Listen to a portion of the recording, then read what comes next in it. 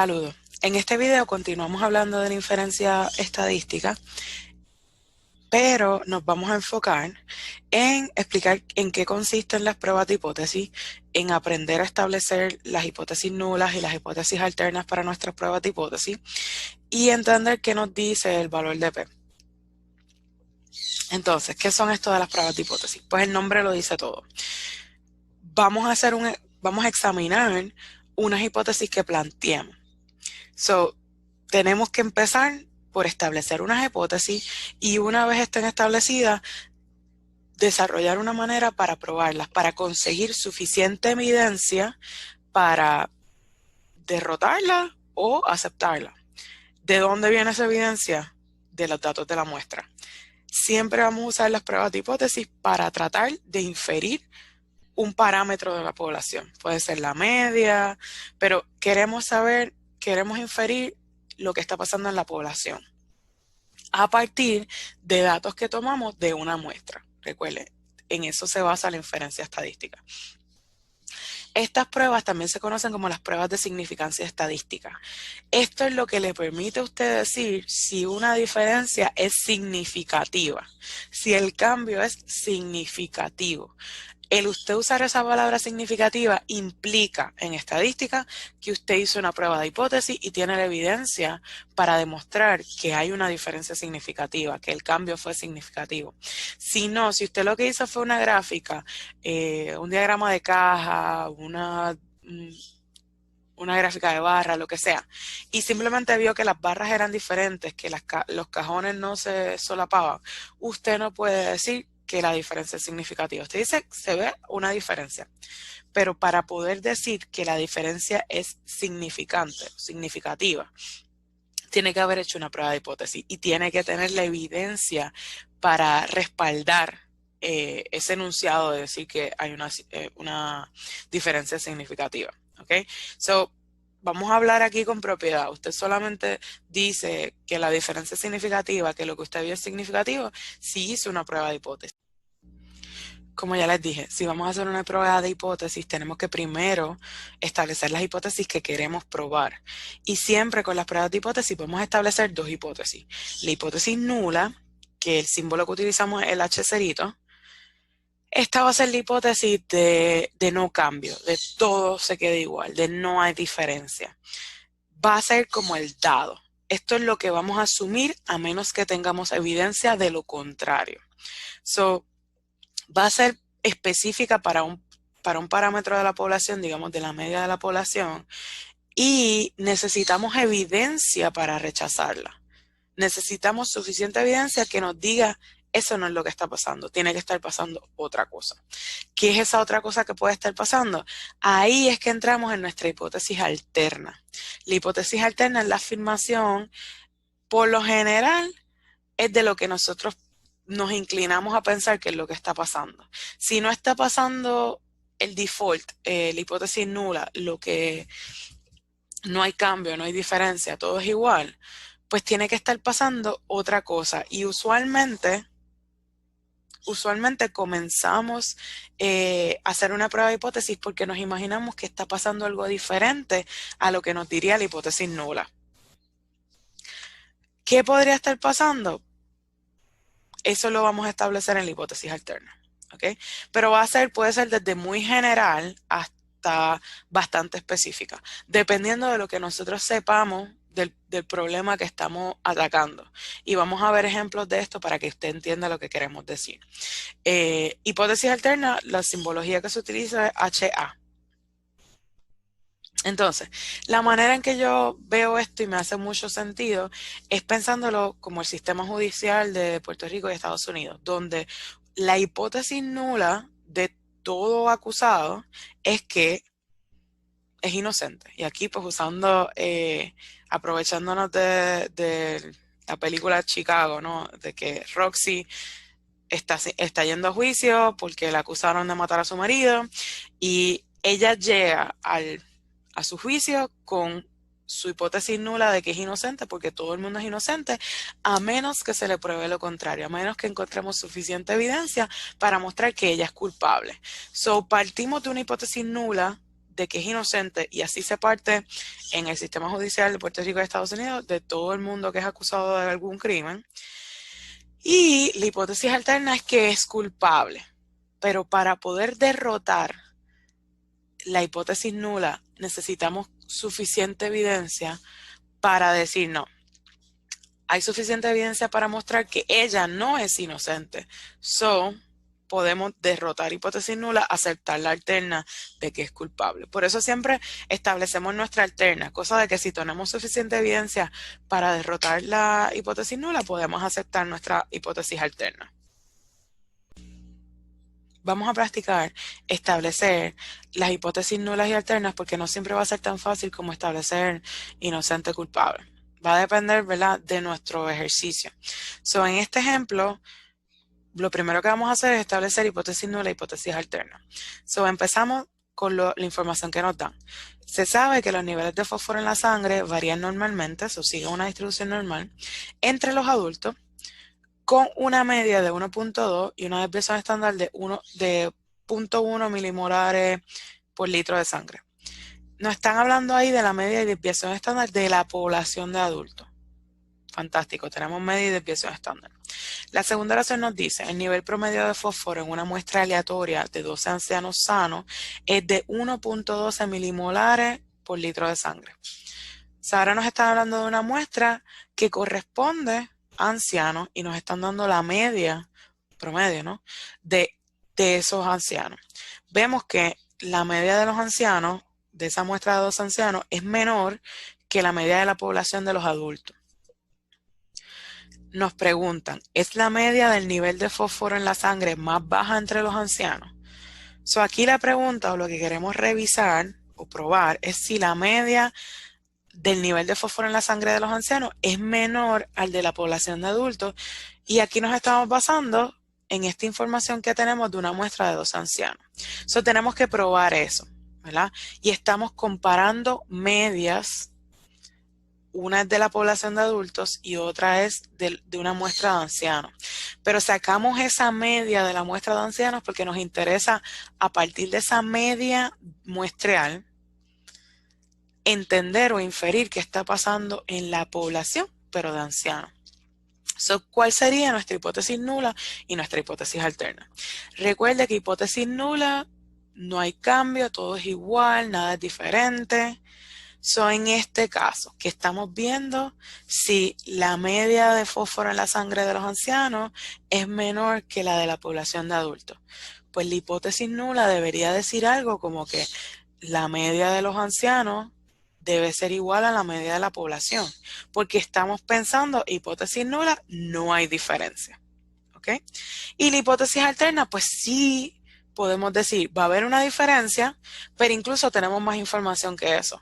Aquí estamos, dado a la media que nos dio para nuestros 12 ancianos, que fue de 1.12, nos da a entender, ¿verdad?, esa información solamente, que puede ser menor la de los ancianos que la de la población de adultos. Podemos decir en nuestra alterna, ser un poquito más específico, decir que nosotros esperamos que la media de la población de ancianos sea menor a la media de población de adultos. Establecemos de esta manera nuestra hipótesis nula y nuestra hipótesis alterna. Hipótesis nula. Si ve, use mu, porque estamos hablando de la media de la población de ancianos, va a ser igual a la media de la población de adultos, 1.2 milimol entre litros. Ahora, dado a la información que nos da simplemente calcular la media de la muestra de 2 ancianos, puedo decir, la alterna, si consigo suficiente evidencia como para derrotar la hipótesis nula, mi hipótesis alterna sería que la media de la población de ancianos va a ser menor a la de 1.2, que yo sé que es la de los adultos. Y así establecí hipótesis nula, hipótesis alterna. Pude establecer esa hipótesis alterna así de específica porque tengo un valor de la muestra, tengo evidencia de la muestra de que al parecer tiende a ser menor la cantidad de fósforo en la sangre entre los ancianos, comparándola con la de los adultos. Hay veces que usted no tiene tanta información, que usted sospecha que es diferente, pero no sabe cómo, si es más, si es menos, si es un rango específico. So, uno podría decir, hipótesis alterna, que la media de la población de adultos no es igual a 1.2. Es otra cosa, no sé qué es, pero no es igual. ¿Ok? Recuerde, hipótesis nula, que es igual, que no hay diferencia. Hipótesis alterna, sí hay diferencia. Y usted es tan específico como tenga información. Esa información que usted tiene va a ser importante porque va a determinar cuántas colas va a tener la probabilidad o la distribución donde usted va a buscar la probabilidad. Y la probabilidad en las pruebas de hipótesis va a ser la evidencia con la que usted cuenta. Y vamos a ir explicándolo poco a poco. Pero primero es importante hablar de una cola o dos colas porque en la tablita que vamos a buscar nuestras probabilidades, uno tiene que saber si está mirando en un extremo de la curva o ambos extremos de la curva. So, una cola o dos colas va a depender de la información que usted tenga sobre el problema, ¿verdad? Si usted tiene información suficiente, como en el ejercicio pasado, que al calcular la media de la muestra de los dos ancianos, vimos que el valor de nivel de fósforo en la sangre era menor que el que yo vi en la población. So, ahí tengo información que me está haciendo pensar, mira, en los ancianos hay menos fósforo en la sangre. So, ahí yo puedo enfocarme en una de las colas, específicamente en la cola de los valores más bajitos. So, mi hipótesis alterna dice, la media de la población va a tener un valor menor al de la población. Si yo tuviera información que me dijera que va a ser más alto, pues yo me puedo igual enfocar en una cola, pero va a ser el extremo derecho, ¿no? El extremo mayor, donde digo, la media de la población va a ser mayor a lo que yo vi en la que esté comparando, ¿verdad? Aquí yo estaba, en el ejemplo anterior estaba comparando la de los ancianos, pues yo creo que la medida de nivel de fósforo en la sangre de los ancianos va a ser mayor a lo que vi en la población o menor de lo que vi en la población de adultos, ¿verdad? Aquí, porque tengo como información un poquito más específica. Si usted no tiene información específica, si usted simplemente sospecha que hay diferencia y that's it, pues usted puede usar la alternativa de las dos colas. Cuando usted no sabe mucho, usted utiliza la de las dos colas, que le dice que la media de la población va a ser diferente a la que me están postulando. En el caso de los ancianos, si no supiéramos, ¿verdad?, que tiende a ser menor, pues podríamos decir, la media de la población de los ancianos es diferente a 1.2 o es indiferente a la población de adultos. Y simplemente es diferente. No sé cómo es diferente. No sé si es más grande, si es más pequeña, por eso tengo que mirar las dos colas. So, cuando usted no tiene suficiente información, mira las dos colas. Cuando tiene más información específica, se define a qué cola es la que se va a enfocar. Y eso va a variar o va a tener un impacto en los niveles de probabilidad. Y lo vamos a ver cuando vayamos a la tabla. Ejemplo 2. Otra vez, vamos a establecer nuestras hipótesis nulas, hipótesis alternas y definir si es una cola o dos colas. En el primer ejemplo, en el número 1, en la concentración, es la concentración del ingrediente activo de una aspirina la que indica la etiqueta del pote de aspirina. Digamos que el pote de aspirina dice 325 miligramos por tableta.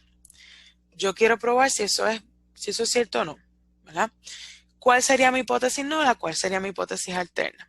Recuerde, hipótesis nula, todo es igual, nada cambia. So, mi hipótesis nula aquí debería ser, media de la población debe ser igual a 325. Yo voy a asumir que lo que dice la etiqueta es cierto. Cada tableta tiene 325 miligramos. Hipótesis alterna.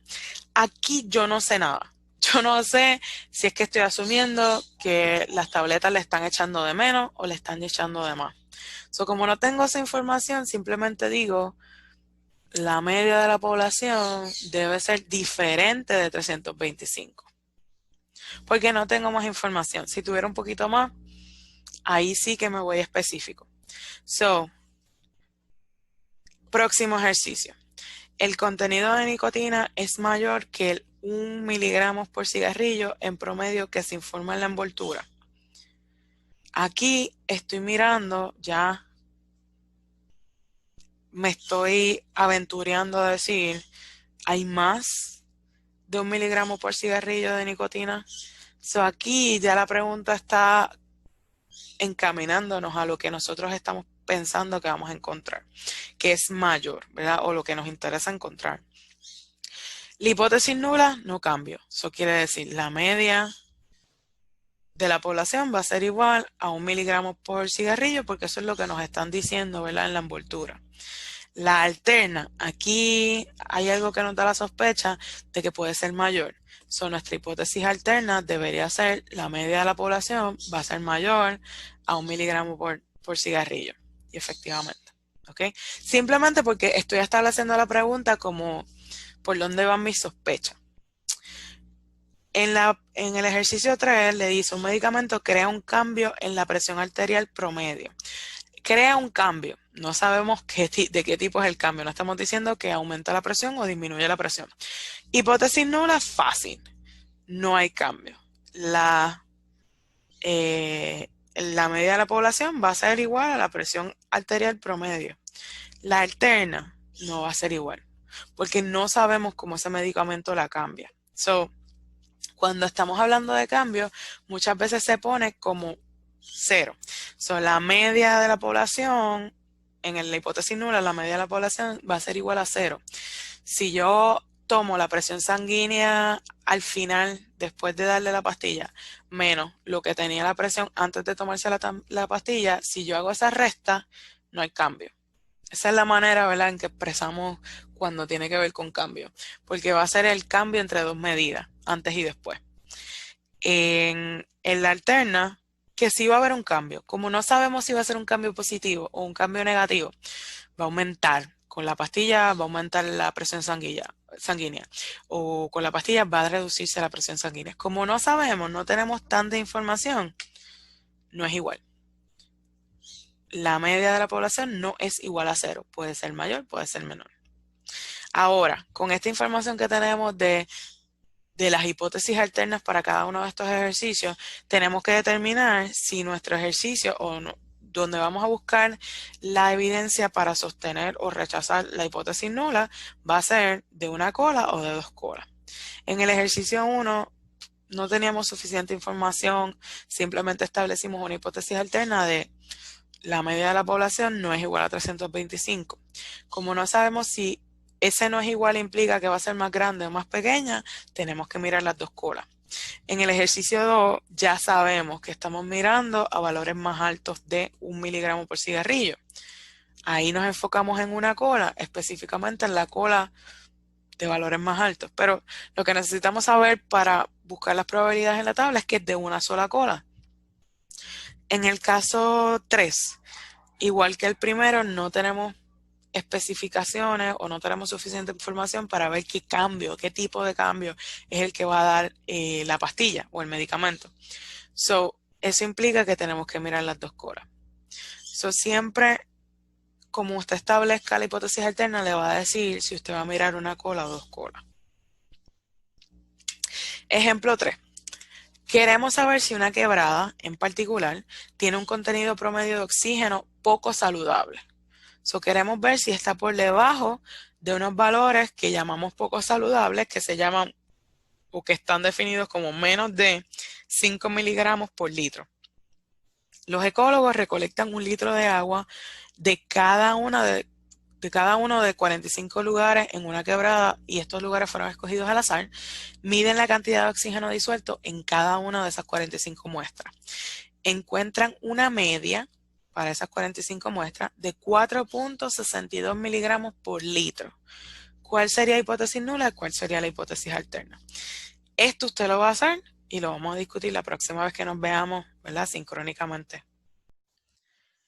Ya dijimos que para las pruebas de hipótesis, lo primero que hay que establecer son las hipótesis. La hipótesis nula, la hipótesis alterna. Pero también dijimos que si queremos derrotar la hipótesis nula, necesitamos evidencia. ¿De dónde viene esa evidencia? Pues aquí es que entra el valor de P. El valor de P es la probabilidad de que si la H0, si la hipótesis nula es cierta, ¿cuán probable es obtener un valor estadístico de la muestra que sea tan extremo como el que obtuvimos. Esto se ve mucho más claro en la práctica, por eso vamos a verlo con un ejemplo, el mismo ejemplo que hemos estado trabajando. Vimos los niveles de fósforo en la sangre y vimos que variaban normalmente, que tenían una desviación estándar de 0.1 milimol por litro de sangre. Ya habíamos establecido nuestra hipótesis nula e hipótesis alterna para este ejercicio.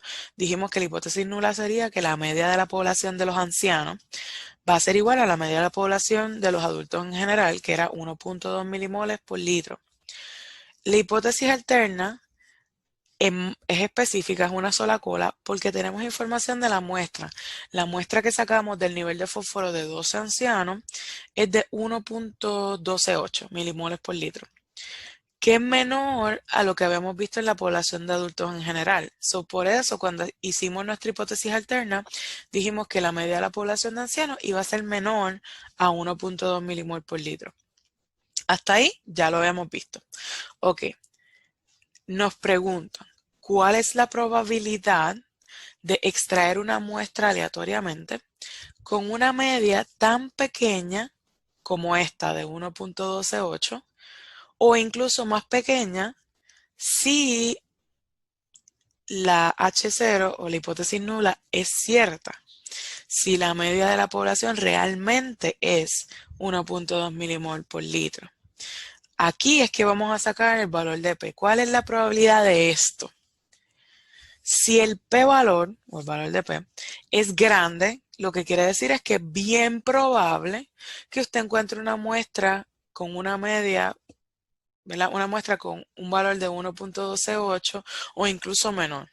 Ahora, si el valor de P es pequeño, le está diciendo que es bien raro que usted encuentre un valor así de pequeño si H0 es cierta, lo que le está dando evidencia de que H0 no es cierta, porque es muy raro que usted encontrar un valor así de pequeño.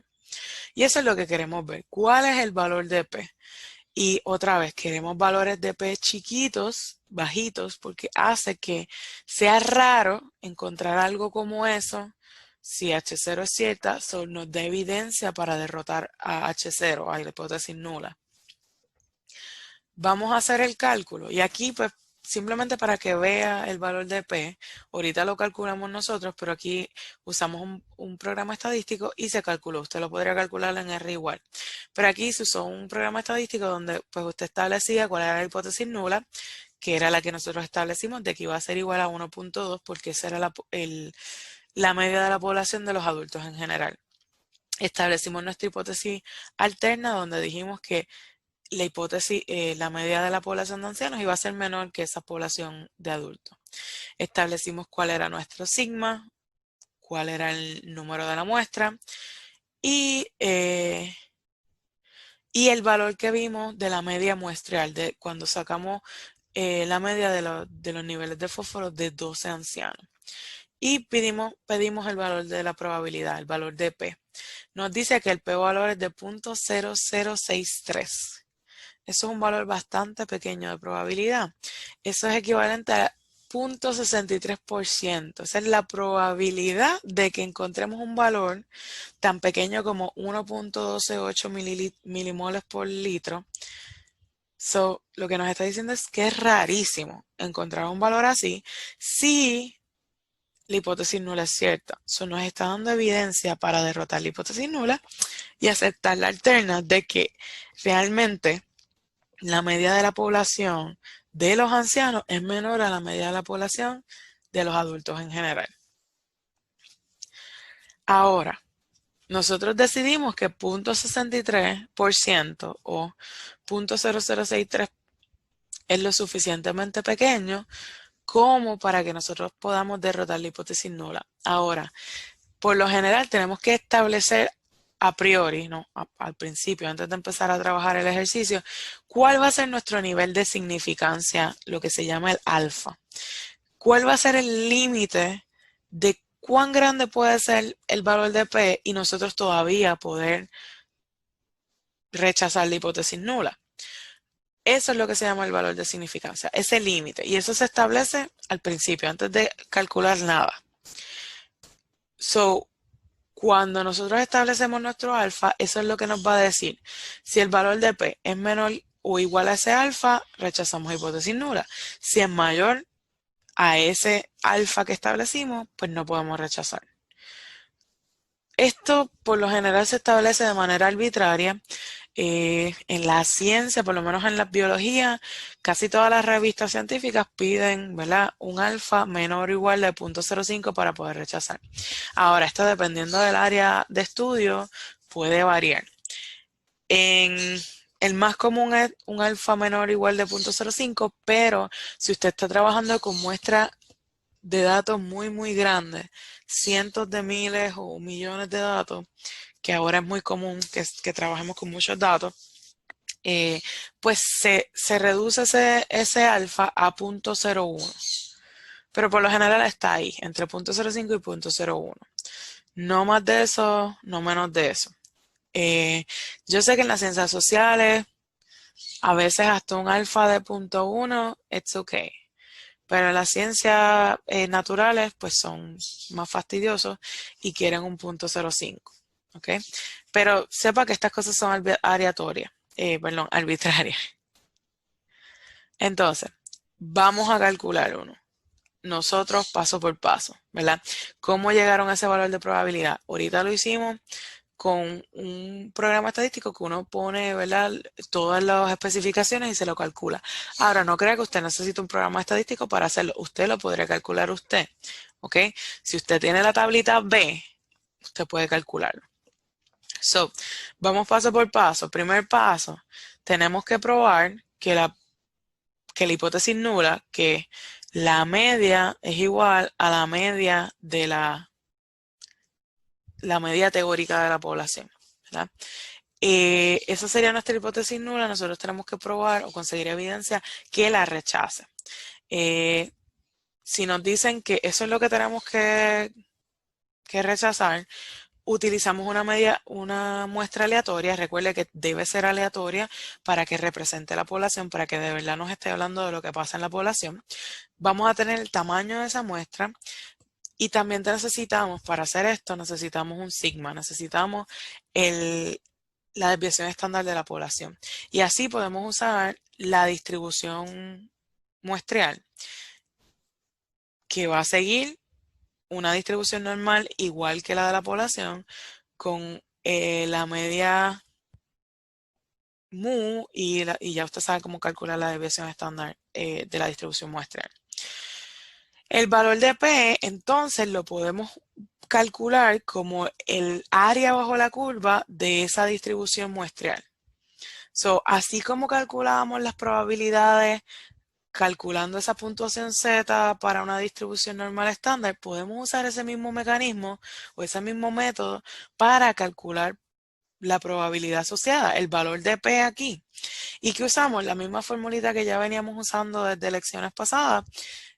Z, la puntuación Z va a estar dada por saco la media de la muestra menos la media teórica de la población sobre, recuerde que estamos hablando de una distribución muestreal, tenemos que calcular la desviación estándar como se calcula para las distribuciones muestreales, que sería sigma, la desviación estándar de la población, sobre la raíz cuadrada del tamaño de la muestra, que es n.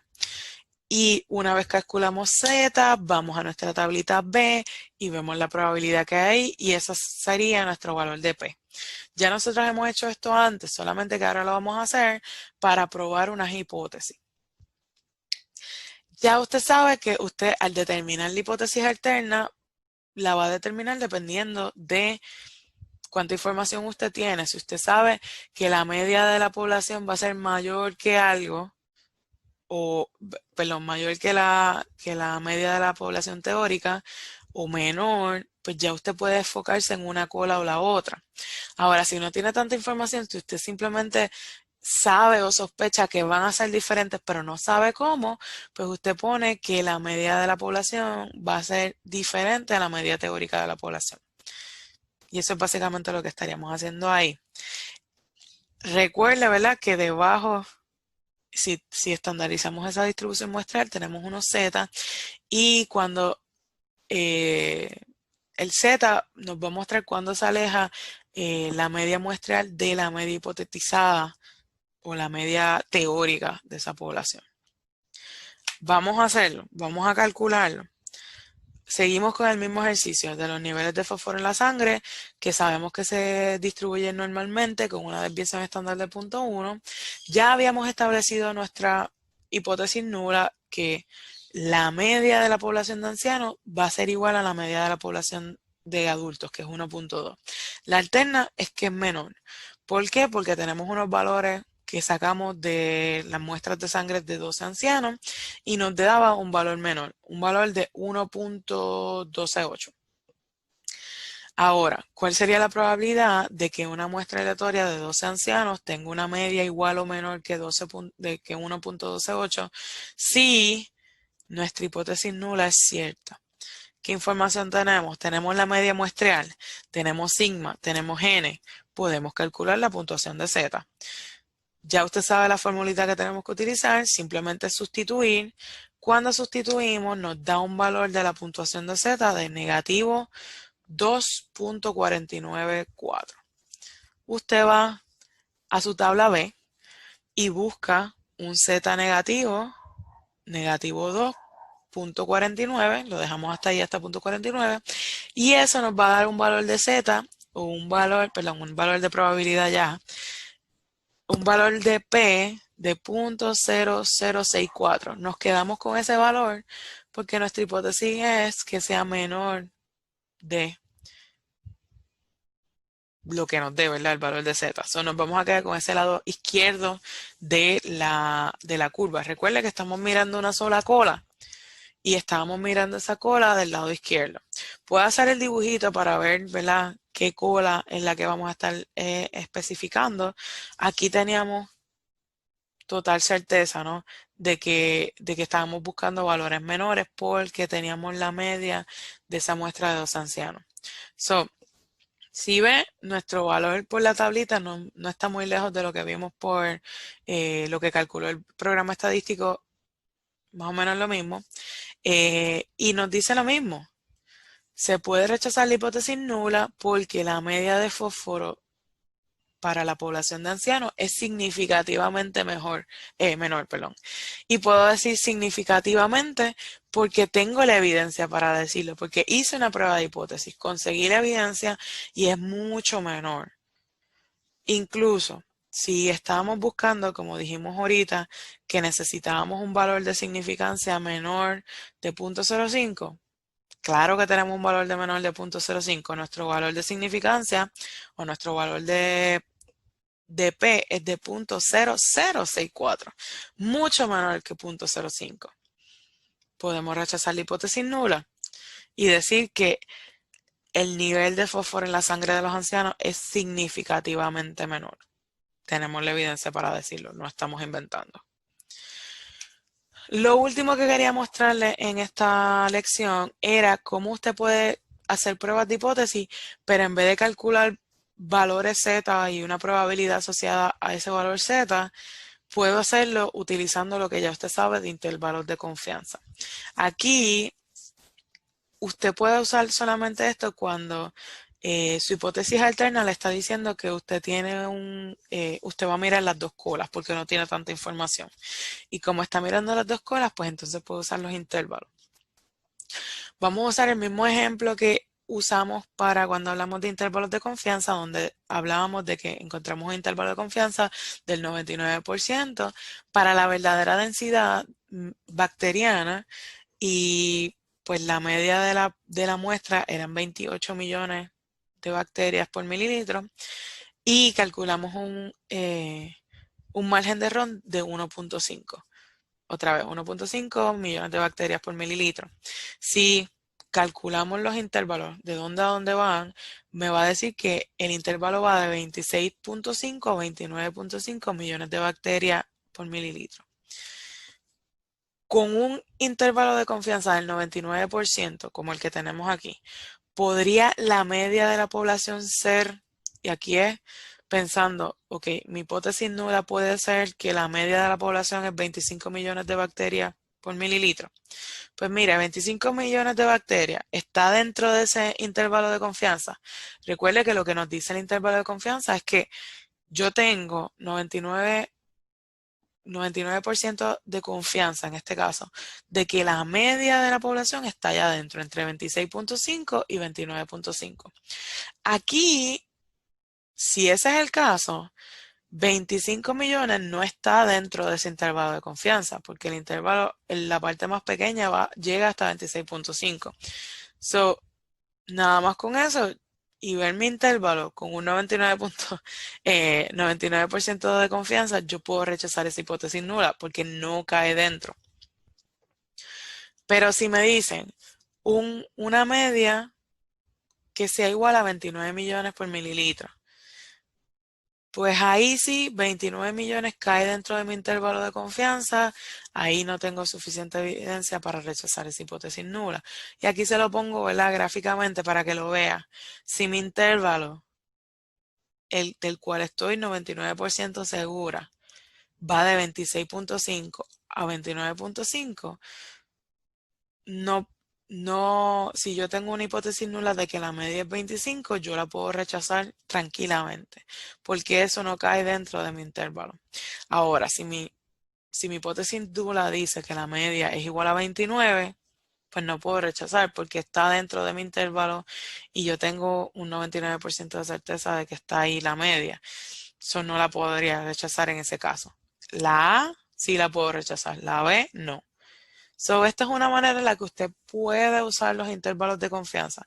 Si, ¿verdad? Si la hipótesis alterna le está diciendo que tiene que mirar las dos colas, esto me está hablando de que hay simetría, puedo calcular el intervalo de confianza y examinar si lo que me dice la hipótesis nula está dentro de ese intervalo de confianza o no. Si no está dentro, usted rechaza. Si está dentro, no puede rechazar. Se tiene que quedar, ¿verdad? Con esa hipótesis nula. Y nada, hasta aquí llega esta lección. Va a ver que en Moodle ya hay una tarea para que practique esto, para que practique establecer hipótesis nulas, hipótesis alternas, para que practique lo de los intervalos de confianza, etc. Nada, esos ejercicios de la tarea los vamos a discutir la próxima vez que nos veamos sincrónicamente.